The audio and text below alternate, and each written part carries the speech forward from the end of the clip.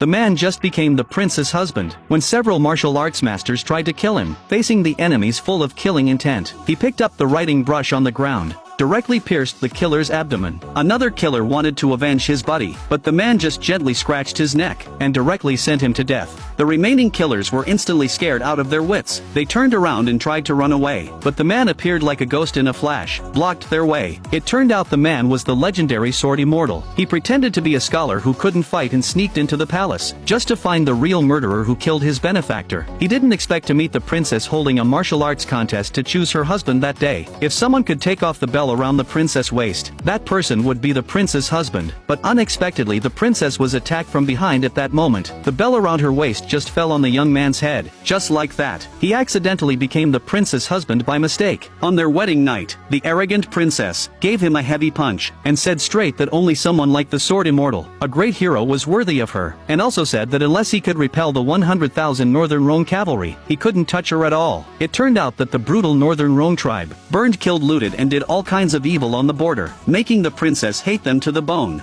The next day the princess forcibly took the man to the martial arts field, ordered the guard leader Zhang Kai to test his martial arts. This Zhang Kai had long looked down on the newly appointed useless son-in-law. On the surface he let the man punch him to test his internal strength, but secretly he used the vicious Tian gang strength, wanting to take the opportunity to cripple the man's martial arts. But he never expected that. The man had already seen through everything. He played along with the plan. Through a punch, the terrifying force backfired instantly, directly making Zhang Kai spit blood. But this sinister man, in order to save face, actually lied that it was an old illness relapsing, continuing to put on airs. Then, Zhang Kai began to show off his sword energy again. He pulled out his sword and waved it, instantly putting out 2 rows of candles in the distance, attracting cheers from the guards. When it was the man's turn, everyone was waiting to see him make a fool of himself. The man was happy to cooperate. He waved casually. Sure enough, not a single candle was put out, just as everyone was laughing at him for being a complete loser. No one knew that his real sword energy had already penetrated 100 meters, shocking the princess's aunt, who was peeking from the attic, causing her internal injuries and bleeding. The aunt was greatly shocked, being able to hurt people with sword energy from 100 steps away. This person's martial arts cultivation was definitely far above the 9th rank. Just then, the Northern Rhone prince broke into the main hall with his men, specifically asking to challenge the son-in-law. If he won, he would forcefully marry the princess, making her his slave. Just from the other party's laughter, the man judged that this Northern Rhone prince was already a strong man of the 9th rank in martial arts. The reckless Zhang Kai still wanted to step forward to be a hero, but was stopped by the man with one hand. But he refused to listen to persuasion, insistently rushed forward. As expected, after a few rounds, Zhang Kai was knocked flying by the Northern Rhone prince with a hammer. Several generals of the Deqian kingdom resented the insult, attacked together, but were still easily defeated by the other party. The Northern Rhone prince became more and more arrogant, mocking the entire Deqian kingdom as losers. The man wanted to make a move, but his revenge plan was not yet completed. He could only hold back his anger. The prime minister and other surrenderists even persuaded the princess to marry the barbarian for peace. At this humiliating moment, the aunt, who was shocked earlier, suddenly spoke, saying that the one who could defeat the Northern Rhone prince was only the seemingly weak son-in-law. But the man still didn't move. Helplessly, the princess had to fight in person, but the strength gap was huge. She was soon beaten until she spit blood, falling to the ground. The man hurried forward to help her. At this moment, he was shocked to find that the jade pendant worn by the princess was exactly the same as the one given to him by his lifesaver back then. He suddenly realized the princess was the daughter of his benefactor. Before he could recover from the shock, the Northern Rhone prince did something even more insane. He had his men carry 3,000 bloody ears, showing off that they were the betrothal gifts cut off during the just concluded city massacre. Seeing the benefactor's daughter humiliated, and seeing the tragic situation of his compatriots, the anger in the man's heart finally erupted completely. He no longer hid himself, walked forward slowly, claiming to duel with the Northern Rhone prince. But when the Northern Rhone prince saw this, he laughed his head off, thinking that this scholar was crazy. At this time, the young man from the princess's hair bun took off a hairpin, claiming that to deal with such a guy, a hairpin was enough. After saying that, the young man walked to the Northern Rhone prince with the hairpin, and also raised the hairpin, struck a perfect pose for the Northern Rhone prince to see. But when the Northern Rhone prince saw this, he jumped up immediately. He raised his giant hammer, smashed at the man with overwhelming force.